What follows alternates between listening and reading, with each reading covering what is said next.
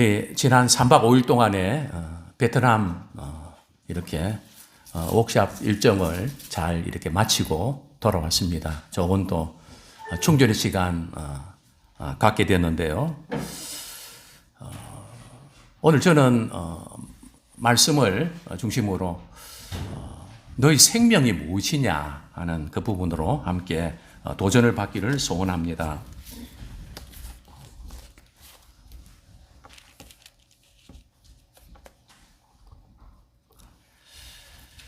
언젠가 한번 제가 소개해드린 책이 있는데요. 그게 바로 헨리 스쿠걸의 인간의 영혼 안에 있는 하나님의 생명이라는 그런 책입니다. 인간의 영혼 안에 있는 하나님의 그 생명. 비록 이 스쿠걸은 28년이라는 짧은 생애를 살았는데요. 그가 미친 영향은 엄청나게 컸습니다.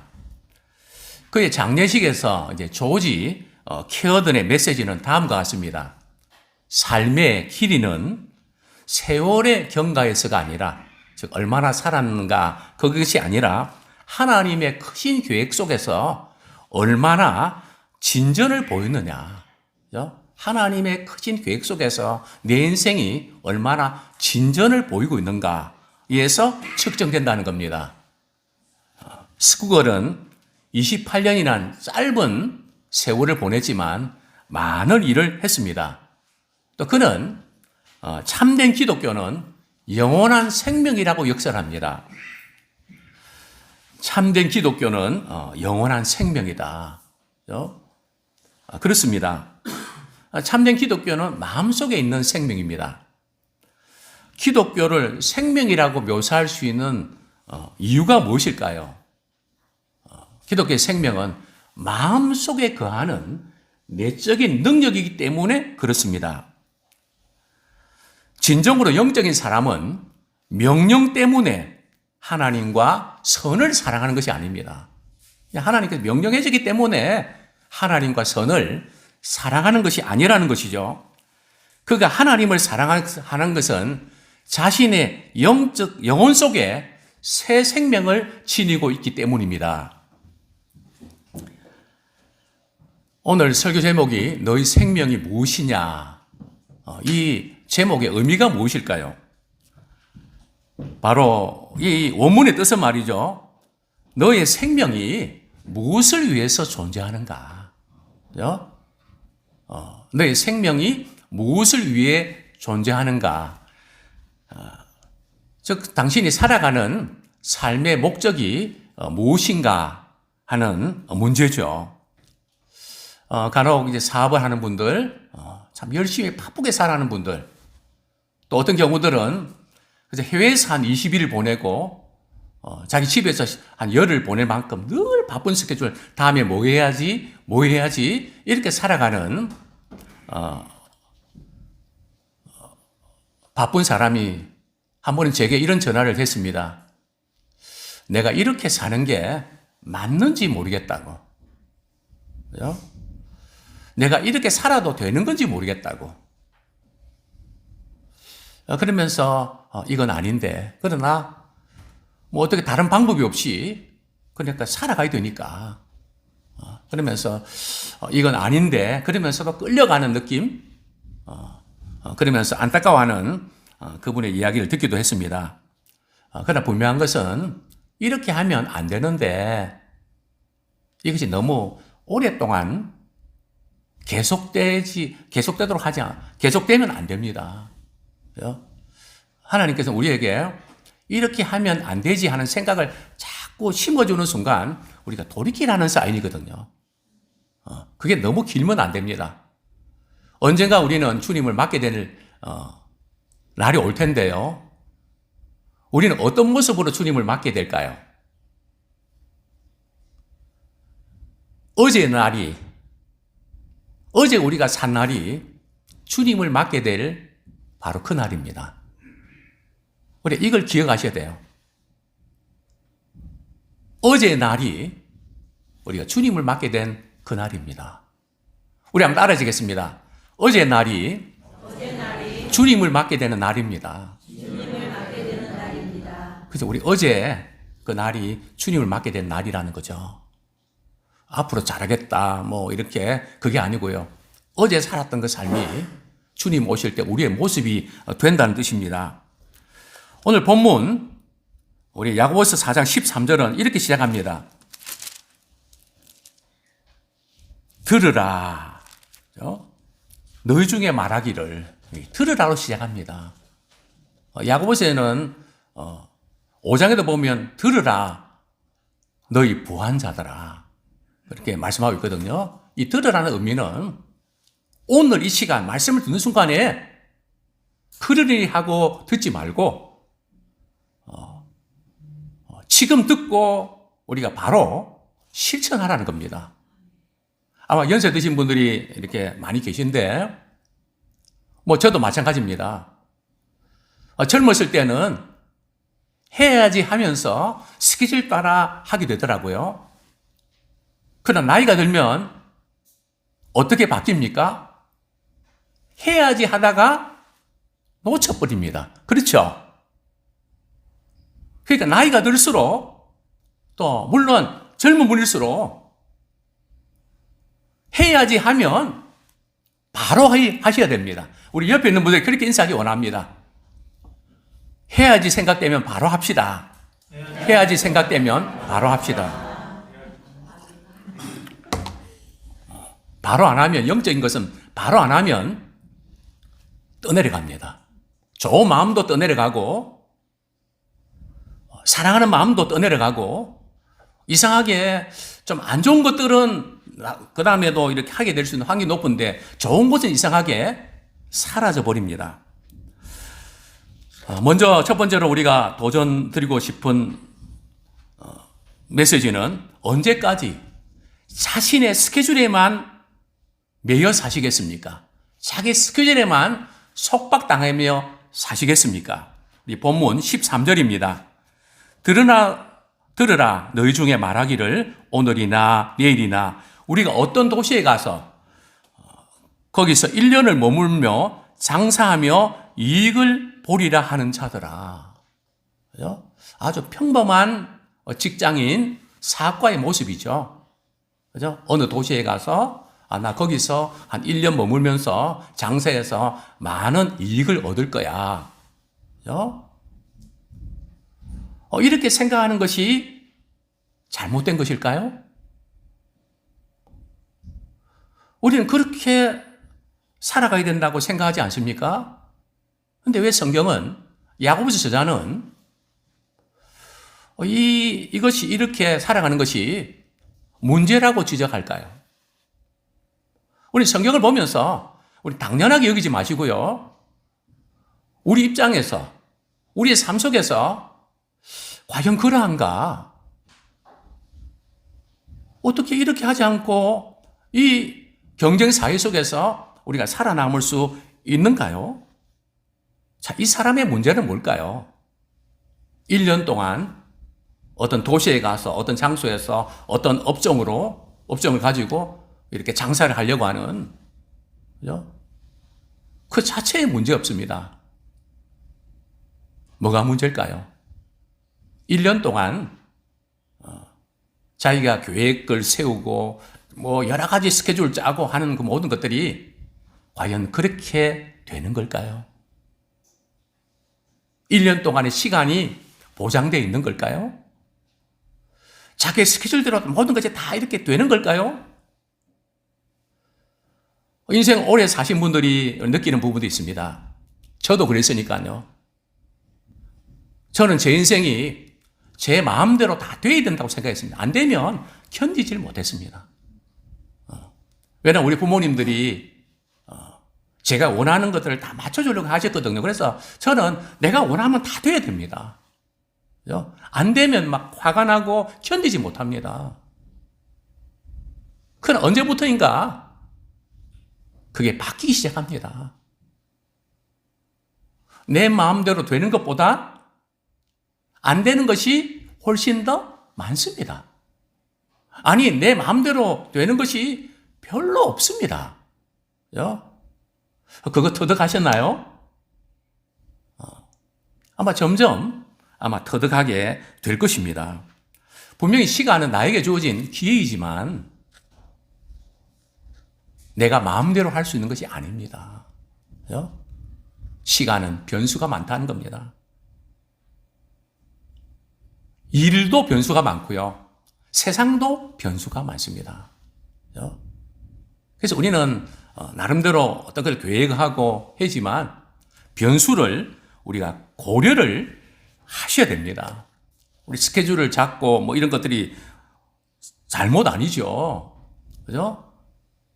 우리가 이렇게 스케줄 잡아서 또 이익을 남기는 거, 수익을 올리는 거 잘못인가요? 아닙니다. 왜냐하면 예수님의 비유를 보면 말이죠. 달란트 비유는 장사해서 5달란트 받은 사람은 5달란트 남기고, 그죠? 장사해서 남기는 거 예수님이 칭찬하셨잖아요. 그죠?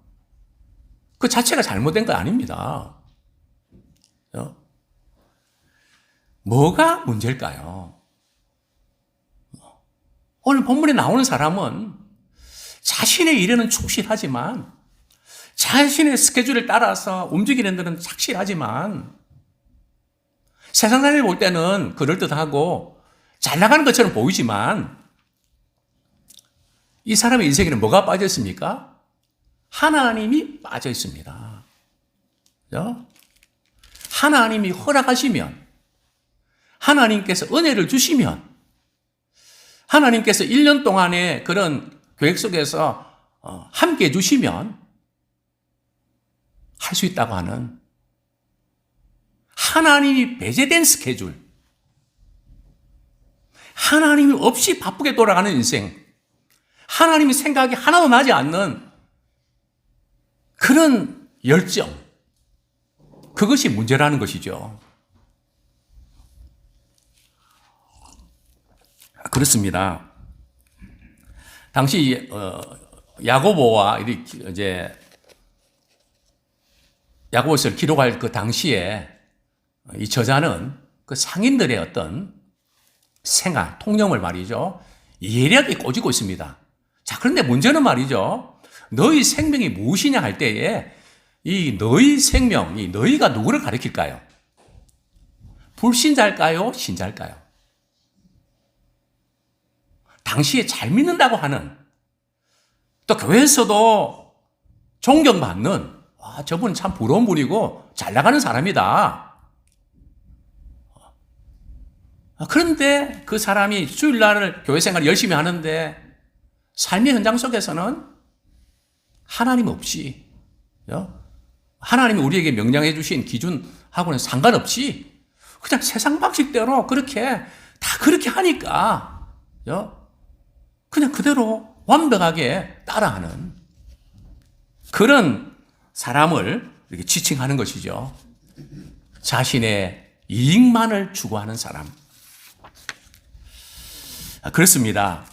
자신이 인생의 주인이고 자신의 스케줄만 사로잡힌 사람은 사실은 교만한 사람입니다. 하나님이 보실 때는 그렇습니다. 왜 그럴까요? 왜 이렇게 살아가는 것이 너무 당연하고 멋지게 보이는데 왜 성경은 그런 사람을 이렇게 경고하고 있을까요? 14절 우리 전반절에 보면 내일 일을 너희가 알지 못하는도다. 내일 일을 너희가 알지 못하는도다. 문제는 바로 내일이라는 것입니다. 그죠? 우리가 내일 일을 장담할 수 있을까요? 물론 어떤 분들은 2030년, 2050년 여러 가지 유튜브에 보면 백두산도 말이죠. 언제 화산이 폭발한다. 이런 예보도 하고 또 어떤 경제학자들은 예고했는데 한 번도 틀린 적이 없다. 그죠? 글쎄요. 그런 변수를 정확하게 사람이 예고하고 자신만만하게 이렇게 될 것이라고 이야기할 수 있을까요? 그것은 교만입니다. 물론 우리가 어떤 데이터를 가지고 우리 추측은 할 수 있어도 그 누구도 단정할 수 없습니다. 왜요? 내일은 우리의 시간이 아니라 하나님의 시간입니다. 변수가 많은 세상 가운데서 우리가 뭐 스케줄대로 말이죠. 이렇게 착착착 되는 크게 속박당하지 마십시오. 물론 계획을 세고 그대로 움직인다는 건 귀하지만 인생은 그렇게 되는 것이 아닙니다. 얼마나 우리가 많은 시간 내 식대로 내 방식대로 되어야만 됩니까? 그죠? 내일 일을 알지 못하는데 우리 어떻게 자신만만하게 그렇게만 돼야 된다고 주장할 수 있습니까? 그죠? 사실 그렇게 생각하면 어떻게 보면 어리석은 사람이죠. 자기를 너무 모르는 사람이죠. 자신의 한계를 알지 못하기 때문에 그렇게 했습니다. 하나님은 인간이 내일을 알지 못하도록 창조하셨습니다. 그래서 그분을 의지하고 바라보면서 살게 하셨습니다.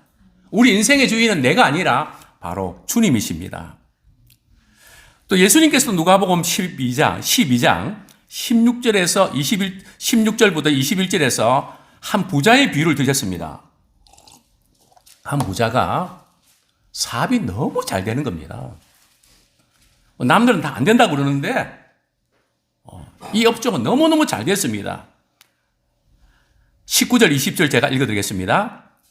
또 내가 내 영혼에게 이르되 영혼아 열에 쓸 물건을 많이 쌓아두었으니 평안히 쉬고 먹고 마시고 즐거워하자 하리라 하되 하나님은 이르시되 어리석은 자여 오늘 밤에 내 영혼을 도로 찾으리니 그러면 내 준비한 것이 누구의 것이 되겠느냐 하셨으니.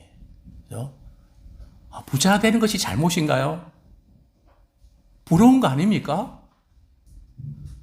잘 나가는 거 좋은 거 아닙니까? 예수님께서는 부자를 탓하는 거 아니십니다.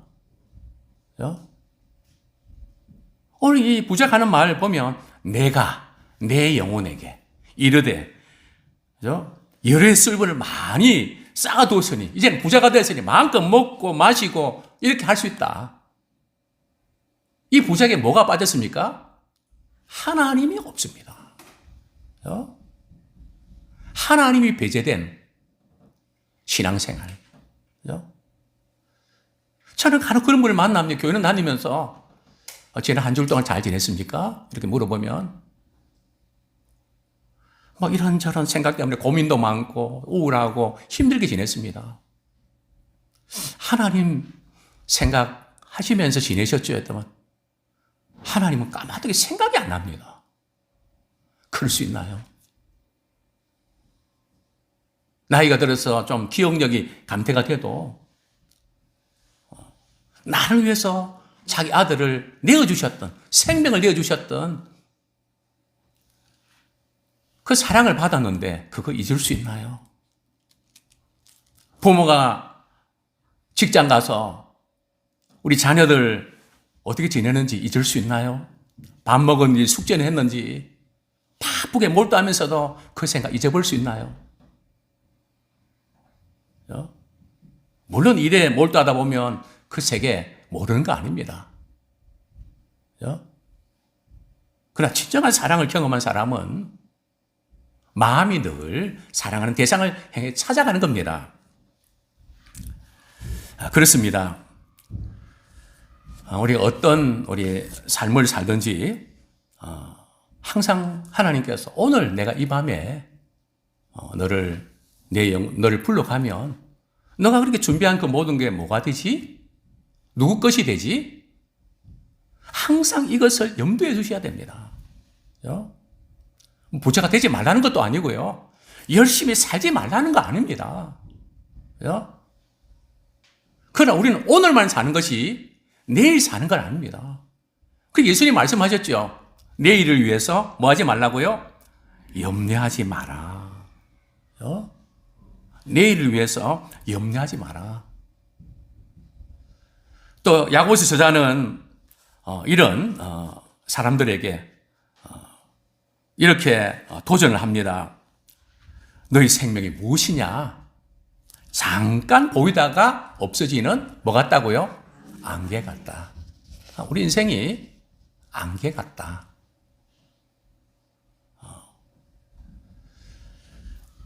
어떤 사람은 인생을 나그네 길을 하면서 떠다니는 구름같이 흘러간다 그럽니다. 그죠? 1960년대에 그런 하숙생이라는 그 노래 나오는 가사죠. 그죠? 인생은 나그네 길, 뭐 이런 나오는 있잖아요. 그죠? 구름같이 떠돌다가 말이죠. 구름으로 묘사했는데 성경은 안개라고 표현합니다. 구름과 안개의 차이 좀 아시나요? 이번에 제가 베트남에 가서 참 아름다운 구름의 이동. 아, 구름이 저렇게 아름답구나. 참 그런 감탄을 하면서 이렇게 왔는데요. 왜 안개라고 했을까요? 구름과 안개의 차이점 말이죠. 생기는 그건 현상은 비슷한데 높이 떠 있으면 구름이고 낮게 떠 있으면 안개입니다. 그죠? 안개는 언제 생기는가 하면 전날 밤이 서늘하고 그런 말이죠. 서늘한 가운데 아침에 태양이 떠오르면 안개가 생깁니다. 그러다가 오전 중간쯤 되면 안개가 사라지죠. 그래서 우리 인생이 우리가 잠깐 보이다가 사라지는 안개와 같다. 그러니까 내가 뭐 계획하고 이런 것처럼 뭐 할 수 있는 것처럼 하지 말라는 거죠. 또 염려도 내일이 염려하도록 해야지 내일까지 끌어당겨서 염려하지 말라고 성경 분명하게 말씀합니다. 왜냐하면 내일은 어떻게 될지 모르니까. 그래서 아무 계획 없이 그렇게 살라는 말이 아니고요. 계획은 세우면서 잘 준비하되 항상 변수. 우리 부부도 마찬가지입니다. 계속 같이 살 것 같지만 오늘 부르시면 우리 주님 앞에 갈 수밖에 없는 인생입니다. 그래서 항상 오늘이 마지막인 것처럼 살기 원합니다. 우리 한번 그렇게 또 인사하기 원합니다. 있을 때 잘합시다. 그렇게 인사하기 원합니다. 네, 오늘이 마지막일 수 있거든요. 내일은 우리 게 아니에요. 하나님이 또 내일 주시면 또 우리 기회 주셔서 감사한 것 뿐이고 사명 감당하는 것 뿐이지 그냥 맨날 며칠 오래 살 것처럼 우리 해서는 안 된다는 거죠. 자, 두 번째로 도전드리고 싶은 것은 바로 허탈한 자랑을 경계해야 됩니다. 그죠? 지금 뭐 여러 가지 이 남자 얼마나 지금 잘 나가는 사람이고 전화도 받고 말이죠. 뭐 이 보십시오. 얼마나 바쁘게 살아가는지. 이렇게 바쁘게 살아가는 사람 특징은 내가 너무 바쁘다는 말을 많이 합니다. 이래서 바쁘고 저래서 바쁘고 정말 바쁘기는 합니다. 그러나 어쨌든 이렇게 바쁘게 살아가는 사람 성경은 이렇게 말씀합니다. 우리 본문 16절에 보면 이제도 너희가 허탄한 자랑을 하니 그러한 자랑은 다 악한 것이니라. 허탄한 자랑을 우리는 경계해야 됩니다.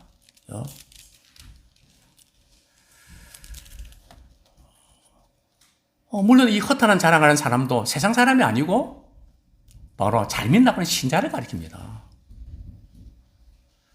우리가 신자가 이 허탄한 자랑을 한다는 것은 뭘 의미할까요? 뭘 의미하는 걸까요? 자신을 지나치게 신뢰하거나 과신하는 것을 말합니다. 어떤 계획을 세우고 뭐 하면 그대로 다 돼야 된다고 하는. 저도 그런 사람 중 하나 있거든요. 그게 안 되면 막 여행 가다가도 그게 안 되면 막 그냥 짜증내고 오목불고 그냥 차 안에서 분위기가 험악해집니다. 안 가려고 그랬는데 가자 그래서 그랬다는 둥 돼갖고 말이죠. 휴식이 시작합니다. 적어도 오늘 우리 이 자리에 있는 분들은 거기서 벗어나셔야 됩니다. 꼭 그렇게 해야 됩니까? 꼭 그렇게 되는 게 인생입니까? 성경은 말씀합니다. 우리 전도서에 보면 말이죠. 우리에게 이렇게 도전을 합니다. 지나치게 의인이 되지 마라. 우리 전도서 한번 찾아볼까요? 이게 무슨 말씀인가 좀 궁금한 분도 계실 텐데요. 전도서 7장 15절부터 16절까지 뭔가 좀 완벽하게 뭔가 돼야 된다고 하는 분들 좋은 점도 많은데요. 우리가 특별히 좀 고쳐야 될 부분도 있습니다. 7장 15절, 16절.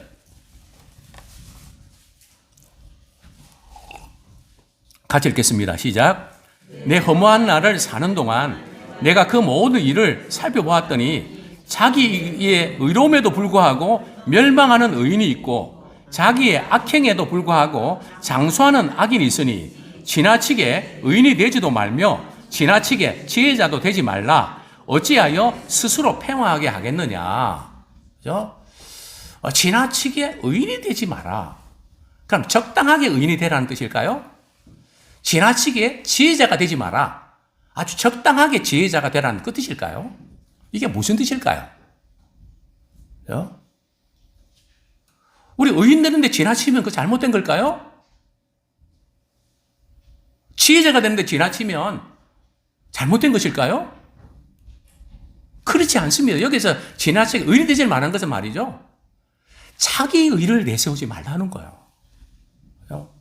내가 이렇게 했다. 그죠? 내가 이렇게 이루어냈다. 우리 믿는 분들의 경우에 조심해야 될 것은 기도 응답 받은 것 자랑하지 마십시오. 축복받은 것 자랑하지 마십시오. 그것이 허탄한 자랑입니다. 그죠? 성경에 보면 우리 요한 1서에 보면 이런 말씀입니다. 요한 1서 2장 16절에 보면 이렇게 말씀합니다. 이는 세상에 있는 모든 것이 육신의 정욕과 안목의 정욕과 이생의 자랑이 다 아버지께로부터 온 것이 아니요 세상으로부터 온 것이다. 이제 그중 하나가 이 세상의 자랑이란 말입니다. 어째 우리는 자랑거리를 만들기 위해서 인스타그램에도 올리고 카톡에도 올리고 페이스북에도 올리고 그렇지 않나요? 그래서 우리는 그것을 볼 때 나는 뭔가 상대적 박탈감과 소외감을 느끼지 않습니까? 이 모든 것은 세상으로부터 온 것이다. 오늘 성경 말씀합니다. 허탄한 자랑은 뭐라고요? 뭐 좀 허탄한 자랑, 뭐 좀 자랑할 것이면 좀 자랑하는 것 자체가 잘못된 건가요? 성경 그렇게 말씀하지 않습니다. 자랑 자체가 잘못은 아니고요. 다만 자기 자신을 과신하고 자신을 나타내기를 원하는 자기 자신을 과시하고 싶은 그것이 은연중에 나타날 수 있다는 겁니다. 우리는 기도 응답받고 축복받는 가운데도 축복받은 또 이렇게 기도 응답받은 그 자체를 드러내지 말고 그 배후에 일하셨던 주님만을 드러내야 되는데 우리는 사람인지라 우리 자신의 이런 모습들을 드러내기가 쉽다는 거예요. 그래서 그 부분을 경계하고 있는 것입니다.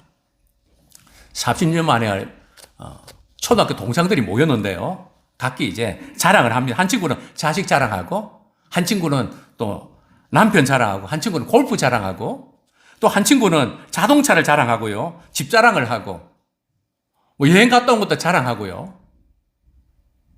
근데 한 사람은 뭐 이렇게 또 개 키우는 것도 자랑하고요. 어떤 사람은 자랑할 것이 없습니다. 그냥 마냥 매일 하루하루 사는 즐겁게 산다고. 그죠? 그래서 우리 남편들이 아내에게 말이죠. 동창회 모임 가지 말라고 하는 경우가 많죠. 왜 그렇습니까? 갔다 오면 말이죠. 누구네 남편은 이러던데. 그러니까 하지 말라고. 뭐 그냥 그 자랑거리. 그게 없어서 나는 뭔가. 그죠? 우울해지고. 이 세상 사람들이 살아가는 삶의 맛이 그거 아닙니까? 성경 말합니다. 세상 사람들이 볼 때는 당연하고 있을 수 있고 그래서 부러운데 성경은 허탄한 자랑을 하지 말라. 그것은 뭐라고요? 악한 것이다. 그죠? 다시 한번 옆에 있는 분들에게 인사하기 원합니다. 허탄한 자랑은 악한 것입니다. 우리는 그저 나의 나된 것이 하나님의 은혜의 힘을 자랑해야 됩니다. 사도 바울은 나는 십자가의 흔적만을 자랑한다. 내 마음에, 내 가슴에 십자가의 흔적을 지녔다. 정말 우리가 자랑할 것은 오직 우리 주님만을 자랑하기 원합니다. 제가 언젠가 이런 걸 말씀드린 적이 있습니다. 내가 기도했더니 하나님께서 응답해 주셨다. 이거하고요. 내가 기도했더니 하나님이 응답해 주셨다. 차이점 아시겠습니까? 앞에는 내가가 크게 들리고 뒤에는 말이죠. 하나님이 응답해 주셨다. 똑같은 내용인데 오늘날 우리의 간증과 이렇게 많은 사람들이 모이는 그 배후에 앞분일까요? 뒷분일까요? 그죠? 앞부분에 강조하기 때문에 그렇진 않을까요? 물론 다 그렇지 않지만. 그죠? 우리 역시 믿는다고 하지만 허탄한 자랑을 하고 있지는 않나요? 그죠? 다시 한번 우리 자신을 돌아보면서 정말 우리가 너의 생명이 무엇이냐, 무엇을 살 것인가 고민하는 저희들 됐으면 좋겠습니다. 세 번째로 반드시 붙잡아야 되는 어떠한 경우에 놓쳐서는 안 되는 한 가지를 말씀을 드리려고 합니다. 본문 15절 본문 15절 제가 읽어드리겠습니다. 너희가 도리어 말하기를 주의 뜻이면 우리가 살기도 하고 이것이나 저것을 하리라 할 것이거늘. 우리는 늘 하루하루 이것도 해야 되고 저것도 해야 되고 바쁘게 살아갑니다. 그러나 우리는 늘 놓치지 말아야 될 것은 주님의 뜻이면 이것도 저것도 하겠습니다. 주의 뜻 안에서 우리에게 주어진 일들을 우리가 이루어내는 우리가 되기 원합니다. 주의 뜻과는 상관이 없이 내가 공부를 해야 되고 직장에 다녀야 되고 결혼을 해야 되고 그죠? 앞으로 내가 이런 계획이 있고 이런 모든 것들이 주님이 허락하시면 주님이 기뻐하시면 주님이 가라고 하시면 주님이 멈추라고 하시면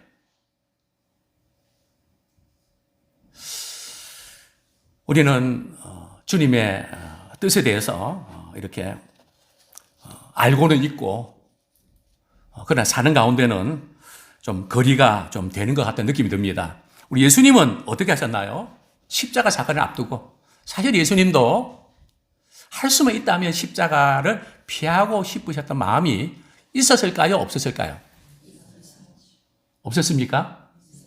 있었죠. 우리처럼 말입니다. 그죠? 해야 된다는 걸 알지만 할 수만 있다면 안 하고 싶은 그런 것들이 누구에게 있지 않습니까? 그죠? 분명히 예수님께도 그런 게 있었거든요. 그래서 할 수만 있거든 이 잔을 내게서 옮겨주십시오. 그렇게 기도하지 않습니까? 그러나 주님의 뜻을 예수님은 아시기 때문에 예수님 이렇게 기도하셨죠.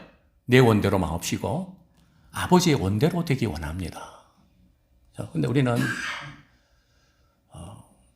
내 원대로 마옵시고 그분이 약합니다. 주님의 원대로 되기를 원합니다. 우리 바꾸어서 주의 원대로 되게 하지 마옵시고 내 원대로 되기를 원합니다.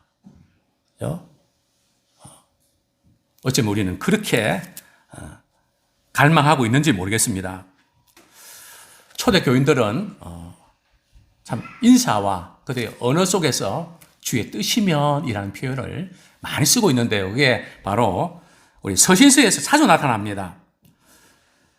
특별히 바울은 자신이 이제 선교지를 방문할 때 가고 오는 것이 주님의 뜻이면 이런 표현을 자주 쓰는데요. 바울이 에베소 교회에 좀 더 사실은 에베소의 교인들이 바울이 좀 더 오래 머물기를 원했지만 바울은 이렇게 답변하고 떠납니다. 사도행전 18장 21절에 보면 작별하여 이르되 만일 하나님의 뜻이면 너희에게 돌아오리라 하고 배를 타고 에베소를 떠나. 그렇죠? 하나님의 뜻이면 내가 돌아오겠다고. 또 로마서 1장 10절에 보면 어떻게 하든지 이제 하나님의 뜻 안에서 너희에게로 나아갈 좋은 길 얻기를 구하노라. 그렇죠?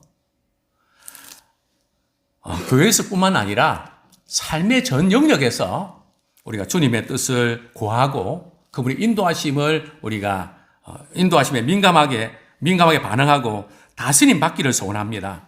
그렇습니다. 주께서 우리의 생명을 연장시켜 주시면 우리가 살 수 있습니다. 우리가 이것도 저것도 할 수 있는 것은 말이죠. 우리의 최고의 오너가 되신 바로 주님이 오케이 하시면, 주께서 허락하시면, 주께서 생명을 연장시켜 주시면, 주께서 기회가 주시면 우리는 그렇게 할 수 있다는 겁니다. 절대 우리 하나님께 우리에게 주신 은혜를 우리가 당연하게 여기지 말고 하나님의 은혜를 늘 기억하기 원합니다. 본문 17절입니다. 사람이 선을 행할 줄 알고도 행하지 아니하는 죄니라. 우리 믿는 그리스도인들은 무엇이 좋은지는 우리가 잘 알고 있습니다. 그렇죠? 또 어떻게 해야 될지도 우리가 잘 알고 있습니다. 그러면서도 때로는 우리가 약해서 그렇게 살지 못하는 경우도 있지만 고의적으로 그렇게 안 살려고 하는, 그렇죠? 그것이 죄가 됩니다. 그렇죠? 우리는 악을 행하는 것은 죄지만 선을 행해야 되는 걸 알면서도 하지 않는 것이 죄라는 사실을 놓칩니다. 우리 다시 한번 우리 확인하기 원합니다. 선을 행하지 않는 것이 악입니다. 그렇죠? 우리가 알면 그대로 해야 됩니다. 말씀은 그렇지만 하고 피하지 마십시오. 내 삶이 이런저런 이유 때문에 피하지 마십시오. 그렇죠? 말씀이 그렇게 명령하시면 이해하고 반응하는데 민감하기 원합니다. 물론 약해서 못할 수가 있죠. 다 어떻게 그렇게 할 수 있습니까? 그죠? 우리가 그러면서 피해가지 마십시오. 그죠? 우리가 할 수 있는 부분에서 주님 말씀하시면 그때그때 반응하는 그런 우리가 되기를 소원합니다. 주의 뜻과 상관없이 살아가는 것이 익숙하면 안 돼요. 어쩌면 너무나 거기에 익숙해져 있지 않나요? 주의 뜻 안에서 살아가는 것이 어색하지 않나요? 우리는 어색한 것과 익숙한 것이 바뀌어져 있지는 않나요? 자, 그러면 어떻게 이 부분을 우리가 실천할 수 있을까요? 우리가 금년에 우리 표에 행복이 가득한 교회 데살로니가 전서 5장 16절, 18절 확실한 하나님의 뜻이죠. 뭡니까? 항상 기뻐하라, 쉬지 말고 기도하라, 범사에 감사하라. 이것이 그리스도 안에서 너희 행하신 하나님의 뜻이니라. 굉장히 중요한 부분이죠. 우리 남은 우리 인생 항상 기뻐하고 쉬지 말고 기도하고 범사에 감사하는 자 되기 원합니다. 오늘 많은 크리스찬들이 평일에는 말이죠. 우리 하나님을 집에다 맡겨놓고 하나님 없이 살아갑니다. 직장에서도 하나님 계시고 우리가 어디서 누구를 만날 때도 하나님 계시고 보시고 들으시고, 정말 주님과 함께하는 주님 뜻 안에서 움직여지는 우리가 되기 원합니다. 물론 우리는 선에 대해서 잘 알지만 우리가 선을 행할 수 있는 능력이 없습니다. 그것도 인정하셔야 되죠. 바울도 그랬는데요. 내가 원하는 바 선을 행하지 않고 원치 않는 바 악을 자꾸 행하고 있단 말이죠. 그래서 바울은 참 이것이 괴롭습니다. 내 속에 거하는 죄 때문에 자꾸 그쪽으로 끌려간다는 거죠. 주의 뜻을 어떻게 알 수 있을까요? 우리 김홍동 목사님은 이렇게 설명을 하셨습니다. 주의 뜻을 알려면 성경 말씀을 많이 읽고 듣고 순종할 때 가능합니다. 그죠? 주님의 뜻은 말이죠. 하나님의 말씀을 많이 읽고 듣고 실천할 때 그때 이제 주의 뜻이 무엇인지에 대해서 이제는 조금씩 이렇게 알아가게 된다는 것이죠. 또 무슨 일을 결정할 때 기도해 보지 않고 결정하는 것은 실패를 자처하는 일입니다.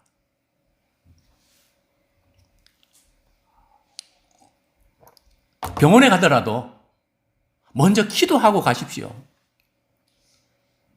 당장 급한 일이 있더라도 먼저 기도하고 하나님의 지혜와 은혜를 구하십시오. 우리의 감정으로 결정하면 안 됩니다. 또 이해 타산에 너무 밝아서도 안 됩니다. 다윗은 늘 그렇게 계획을 세우고 결정했죠. 하나님, 이번 전쟁에서는 어떻게 될까요? 올라가야 될까요? 가지 말아야 될까요? 묻는 다윗. 그의 생애는 참 전쟁이 많았지만 백전백승의 승리를 얻었죠. 어쨌든 우리의 삶이 주님의 뜻을 구하는 우리가 되기를 소원합니다. 그렇지 않으면요, 주님의 뜻을 구하지 아니하면 신앙생활하지만 자기 고집과 교만으로 가득 차게 됩니다. 안 깨지면 순종할 수 없고, 그렇게 되면 실패와 손실이 너무나 큽니다. 야곱이 그렇지 않습니까? 얼마나 많이 깨집니까? 또 모세도 참 40년 동안 혈기 부리다가 말이죠. 얼마나 많은 시간을 낭비합니까? 그래, 그거 다 깨어질 때에, 깨어져 하나님의 뜻에 순종할 때에 하나님이 들어쓰시는 것을 보게 됩니다. 주의 뜻을 발견하는 것이 가장 먼저 해야 할 일이고, 인생은 짧고 주의 뜻만이 영원합니다. 주의 뜻에 순종하는 것이 위험한 것 같고 손해나는 것 같지만 가장 안전한 것이요 진정한 성공의 길이며 영원히 복받는 비결인 줄 믿습니다. 이 시간 우리 말씀 붙잡고 회개와 결단에 기도드리겠습니다. 너희 생명이 무엇이냐? 언제나 자신의 스케줄만 매여 사시겠습니까? 허탄한 자랑을 언제까지 하시겠습니까? 반드시 붙잡아야 될 한 가지, 주님의 뜻이면 내가 이것도 저것도 하겠다고 하는 이런 삶의 중심을 가지고 살아낼 수 있도록 같이 한번 기도하겠습니다.